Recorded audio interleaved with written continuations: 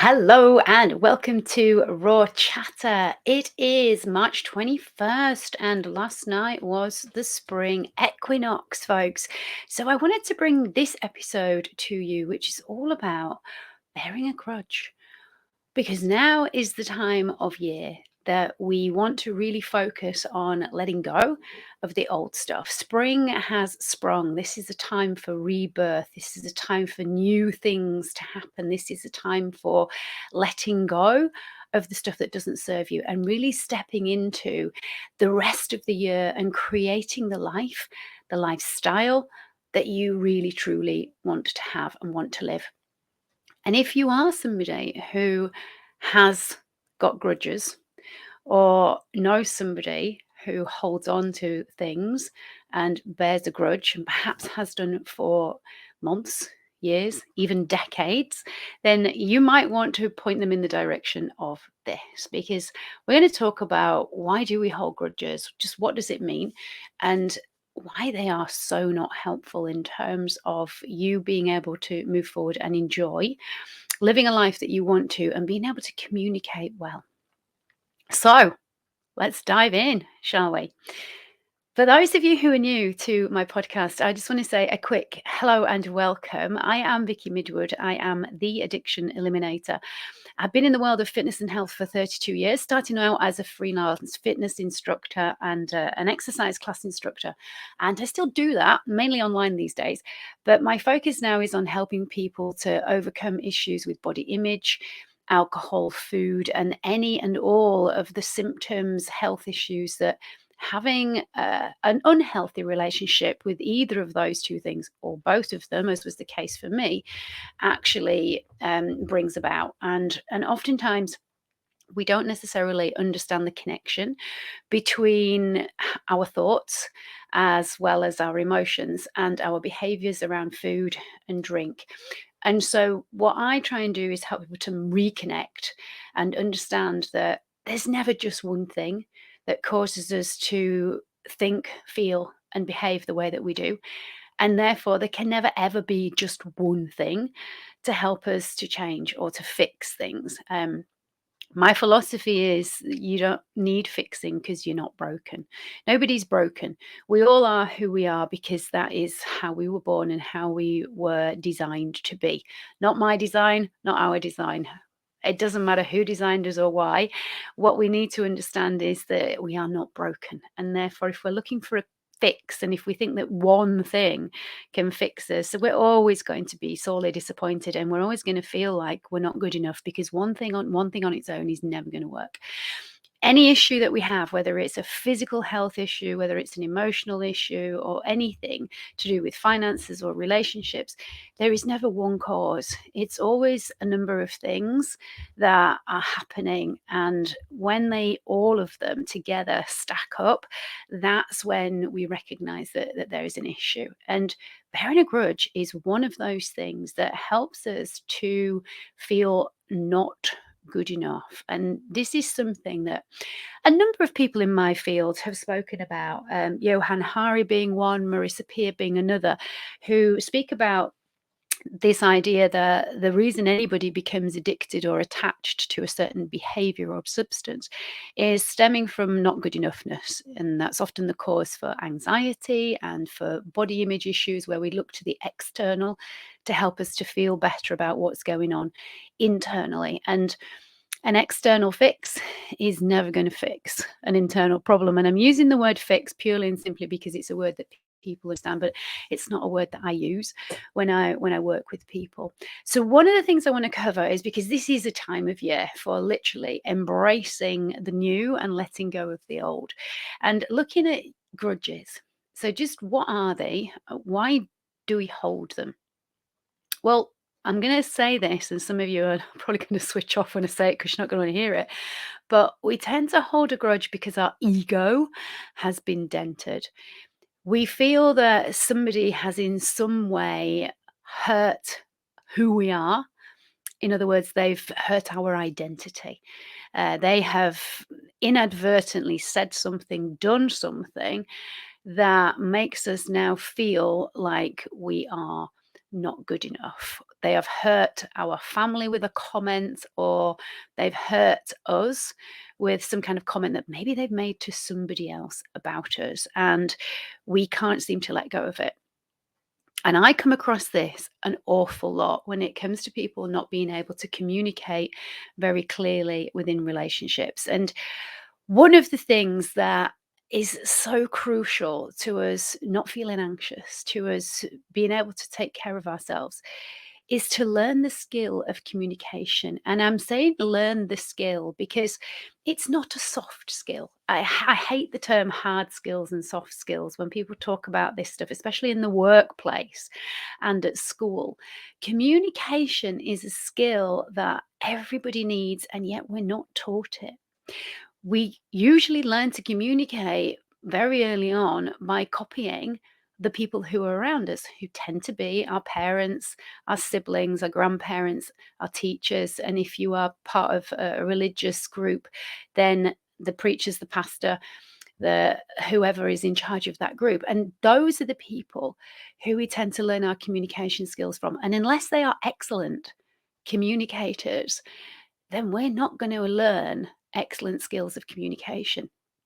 And what I have recognized with the people that I work with is a number of reasons slash excuses that people use to turn to alcohol or to food or to excess exercise or any of the things that they think are going to help them to feel better or in control are usually because they have expectations that they think other people have of them and they put them on themselves, or they have high expectations of themselves because of an interpretation or a misconception from what somebody has said. And a lot of the issues stem from an assumption. I think you think that I think.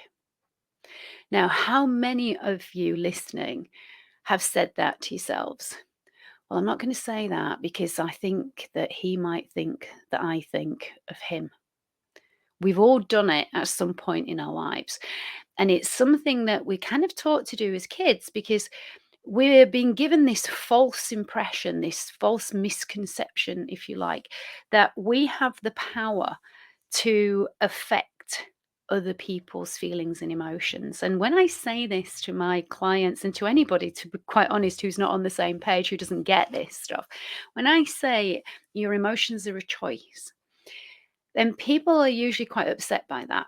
But what I want you to understand is we can choose how something affects us or doesn't. We can choose whether we react or whether we respond. We can choose to hear what the person has said and then ask questions to get clarity on exactly what they mean, which is a communication skill. Or we can make an assumption in our head. And what most people do is they make an assumption in their head. They think about what it actually means in terms of their concept of what's been shared. And they either decide whether it's a good thing or a bad thing, whether it's a nice comment or it's a nasty comment, whether they need to justify themselves, whether they need to defend themselves, or whether they just need to say thank you. And this is what we're not skilled at.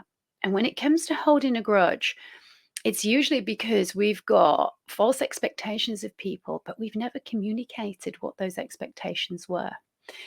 And then we don't even tell the person that they've upset us, right? Because we're scared of saying the wrong thing or causing some kind of an argument. And one of the things that I absolutely did when I was struggling, and I know that all of my clients say to me they do too, is they will go out of their way to avoid confrontation because it feels so uncomfortable. But the only reason that we want to avoid confrontation is because we haven't got very good communication skills in the first place. There's no reason for there to be a confrontation with anybody if you learn to communicate well and clearly. And this is where holding a grudge just going to exacerbate your inability to communicate clearly. If we tend to hold grudges, then we need to stop for a moment and ask ourselves, what is this doing for me? How is it helpful for me? And I'm coming from a place of looking at it from your point of view first, because I think that's what we do. When we hold a grudge, we're seeing it from our point of view. We're seeing it from an ego driven point of view. But by holding on to a grudge or a resentment, what is it actually doing for you? For a lot of people, it's an excuse to avoid that person, to avoid any activity that involves that person, or to tell yourself that you need to keep on doing a certain behavior or habit or thinking the same thought or feeling the same feelings because of this. In other words, it's an excuse for you not to do anything different. So, is there a payoff for holding a grudge? Well, for some people, yes. And here's the thing, there are consequences to everything, and there are payoffs for just about everything that we do or everything that we say. And when I say a payoff, I don't mean that in a derogatory way. It's a good thing, right? We want to do things because we get some kind of result. And a result doesn't necessarily mean, I'm not talking goal orientated here, but a result means that it either gives us a specific feeling, or it allows us to remember something that's joyful, right? Or it allows us to keep on doing what we've always done so that we don't have to look at ourselves and change. And that's what bearing a grudge actually does. And at this time of year, when it's a time for renewal and embracing being different and thinking differently, I'm inviting you to have a look at, where are you holding grudges? How long have you been holding on to that grudge? And what is it doing for you? Because if you are using it as an excuse not to change, not to move on with your life, then we have to look at what really is the issue, because it's not that person and it's not that grudge. It's something deeper than that. Usually it boils down to fear. It boils down to fear of being radically honest with yourself. And next week's podcast is all about radical honesty. But when we are in a state of resentment or holding a grudge, we have to look at our part in it. And that means getting honest with ourselves. And it's something that we're not taught to do, because we are a little bit scared usually that we won't like what we see. But I want to remind you, and I need to remind myself of this too. We all have a dark side and a light side. We all have parts of our character that we really, really love and we're proud of. And we all have parts of our character that we really don't like very much at all and are not proud of, right? And that's what makes us human beings. And we all have it, right? There is nobody who is all lightness. And there is nobody either who is all darkness. We are all a combination of those things, and we need to be. It's important, because without you understanding, for example, what it feels like to feel sad, how can you know when you're happy? If we don't have nighttime, the darkness, how can we appreciate the light and when it's daytime and we can see what's going on around us? We need to have both. It's what makes us a whole person. But ideally, what we want is to keep those things in some kind of balance. And sometimes there will be more dark because of circumstances and things that are beyond our control. And sometimes there will be more light. But it's often about how we choose to respond or react to things. And what's the difference between responding and reacting? Because I talk about this a lot. And if you haven't got clarity on what is the difference, because there is a difference, then just let me clarify that for you. Reacting is something that happens usually without a conscious thought. It's something that we do automatically. And it's something that kind of, it's popped out of your mouth before you've even realized you've said it. Now, if you're a people pleaser, this is probably something that's really familiar to you. If somebody asks you for a favor or to do something, you say yes immediately without a second thought about how it's going to affect you, whether it's going to take up a lot of your time, whether it's going to put you out of your way, because you automatically do this as a people pleaser because you want to be liked, you want to be a kind person, you want the other person to think that you are, you know, a nice person, and you want them to like you. Now, if we respond, we are conscious. We stop and we think. And so when somebody is responding, not in a people pleasing way, and they're asked to do something, then the usual response will be, "Can I get back to you on that when I've checked my diary?" Or, "I'm not sure right in this moment. I'll have to let you know in a couple of days' time." In other words, they're not going to jump in immediately and say yes. They're going to decide and give themselves some space and some time to decide if the thing fits with their timetable, and if they're going to be able to do that thing to the best of their ability. And a lot of people will end up saying yes, but a lot of times they won't. And they don't need to go into a great big excuse or justify why they can't do it. They will simply say, "I'd love to have helped you out, but unfortunately, I cannot fit it in this week. But next time, with a little bit more notice, perhaps I will be able to." That's a good way of communicating. That's somebody who's got skills of communication. They're clear. The other person knows exactly where they stand. There is no assumption going on. There's no misperceptions or misconceptions of what is going to happen. And ultimately, there's no assumption. But for somebody who doesn't clearly communicate, who reacts, oftentimes they'll say yes. And then they will walk away from that conversation thinking, "Oh my goodness, how can I get out of that?" Now, that used to be me. It absolutely did. And I thought that people pleasing was a good thing, right? I really did. I thought it was coming from a place of kindness and just wanting to be a nice person. But yet the honest truth was I often said yes to things because I wanted the other person to like me, but actually I didn't really want to do the thing, or it didn't fit in, or it would be really difficult for me to make it happen. Um, but I wasn't able to admit that. So I would say yes because it was an easy option. But then oftentimes what I would do would be make a phone call at the last minute, or as it got closer to the thing, like maybe the day before, I would then have plucked up the courage to say, "Oh, I'm really sorry, something's cropped up." A lie, usually. And that would leave the other person in the shit, who would then be scrabbling about to try and find somebody else to do the thing that I had automatically reacted to and said yes to. Had I told the truth and been honest and given myself time to respond and not react immediately, then I could have saved them a lot of heartache.